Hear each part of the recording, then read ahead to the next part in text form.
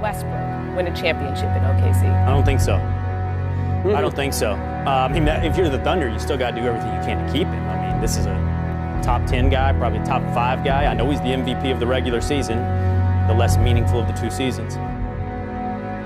Like I say, I understand he wants to average a triple-double. Like, it's too late to turn that clock back now. But this team, especially now with the new additions, if they could be better. I'm just saying that. That's just my opinion. They could have a better record if he didn't do as much. Yes. Shannon, how much is Westbrook to blame for? All of it. All of it, Skip Bayless. All. Big A. Even bigger L at the end. All of it. This is what's happened in Russell Westbrook's world. Excuse after excuse after excuse. By the way, if Oklahoma City's so bad, why do they always lead going into the fourth before Russell Westbrook? He's been a hater, though, no matter what Westbrook does. And right now, if you're Russell Westbrook, you just become the MVP. You've taken your team to the playoffs. And there's the difference between being a star player, an all-star player, and a great player. I can't. What's good, YouTube?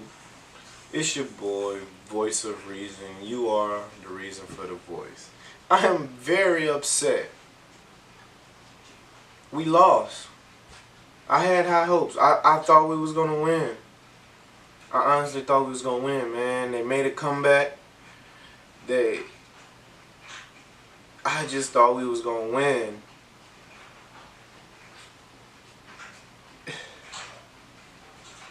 I mean, I don't understand, bro. They had a lot of opportunities at the end of the game to win the game. This is true. But come on, refs. Now, I don't want to hear when I wake up in the morning that the NBA is saying that call should have been a shooting foul on Paul George. We saw that. We know. We know. If he bites on the pump fake and his hip is on Paul George's shoulder, it's a foul. It's a foul in Australia. It's a foul in China. It's a foul. Canada is Toronto. I mean. But it's a foul everywhere else but the NBA. And it's crazy to me. Like, I understand, if we're going to lose, we're going to lose. But we don't need that. Refs help losing. If we lose because we lost, hey, like, we don't know what that outcome could have been. If he wouldn't have got fouled, because when his heel hit the shoulder, it caused him to shoot it short. So we don't know what could have happened from that. But, I mean, there was a lot leading up to it, so let's get to it, man. So we got a lot of people saying that Paul George is going to leave. I hope he doesn't. I really hope he doesn't. Paul George is an amazing athlete, an amazing player. He seems to love playing with Westbrook, and I really hope he stays, man. I feel like with the right pieces, not another superstar, but another role player. Like if we could have got a Corey Brewer at the beginning of the season to play, you know, at the beginning and had training camp, we would have did a lot better. But I feel like our season has been wrapped up to a lot of bad calls. Even if you go back to, I think it was against the Spurs when the refs missed that call where Paul George got ran over and they missed that foul and they hit the game-winning shot, or they missed the out-of-bounds call on Giannis.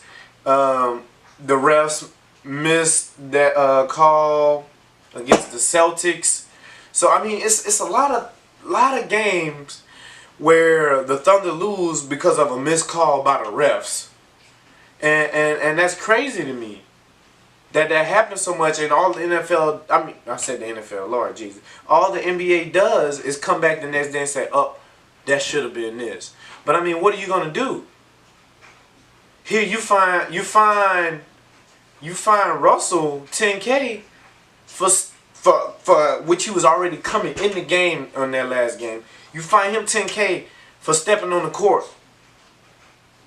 but you can't find a refs for missed call when their total job is to call a game. Like, stuff that's that obvious shouldn't be missed. LeBron's goaltending, that should have been reviewed. And, like, we don't need you coming back saying later on that this is what happened. And that's what leads people to believe is rigged, and that you coming back is just a way to cover up it being rigged. Because there's no way that is not called. Even a Jazz fan can look at that and say, that should have been a foul, but oh well. Good for us. I mean, but that's enough about that. Let's get into the stats, man. So you had Paul George, who played 45 minutes. He had 3 rebounds, 8 assists for 5 points.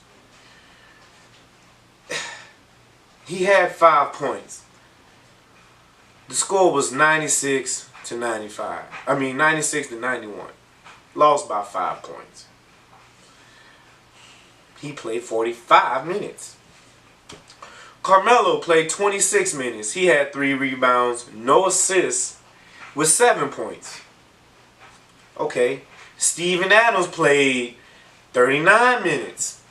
He had 16 rebounds, 3 assists, with 19 points. Russell played 44 minutes. He had 10 rebounds, 5 assists, with 46 points on God knows how many shots. But Russ, man, look, if you have an open shot, if whatever you got to do to win, man, you never give up, and I appreciate that. I'm always be a Russell Westbrook fan because of that. When we was down that last game, he could have just gave up like LeBron did in that game 6 when they was down, but he didn't. He kept it moving. He kept it pushing, and they won that game. And for that, I'm a fan for that reason.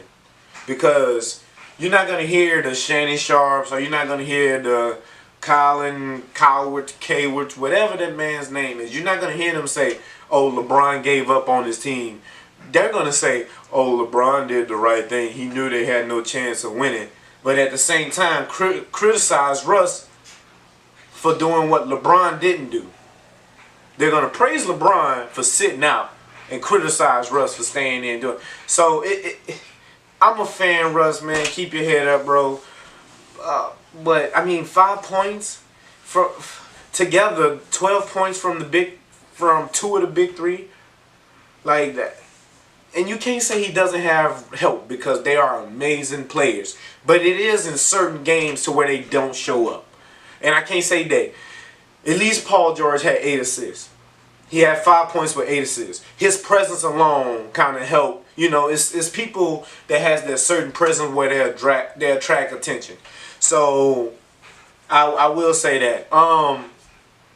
But Melo, no assists, 7 points for 26 minutes. You had Jeremy Grant, who played 30 minutes with 9 points, 2 assists, 3 rebounds. You had Raymond Felton with 3 points, which is a 3-pointer he hit, with 7 rebounds and 2 assists. How Raymond Felton got more rebounds than Melo and PG combined, I don't know. I mean, it's a lot to work on, man. And we all know Melo gonna opt in for that $28 million contract. I honestly think that if he opts in, it needs to be. I don't know. I don't know what needs to happen. I don't know if it's the coaching. Maybe the coaching needs to change. Think about Mark Jack. You know, there's no reason that man shouldn't be in the league. Give him a shot, man. See what he can do with Russ and PG. But all I know is something needs to change. As an Oklahoma fan, it hurts me. It hurts me, man. But we out the season. All I know is that the Jazz is about to see how it feels to have the refs against you once they go against Houston. Because everybody knows that Houston has the refs in their pocket. I'm not going to even say in their pocket, but the refs tend to favor Harden with that travel backstep or with the flop fouls. So, and no, that's no diss to Harden at all. That's how he plays, and the ref allows it. So they're about to understand how it feels to have the refs against them. So, man, all I can say is thunder up, man. We got to stay strong. We're going to come back next year even harder. You know, there's nothing else I can say, man. Make sure you comment, like, and subscribe for more content, man. Thunder up. Go Pats.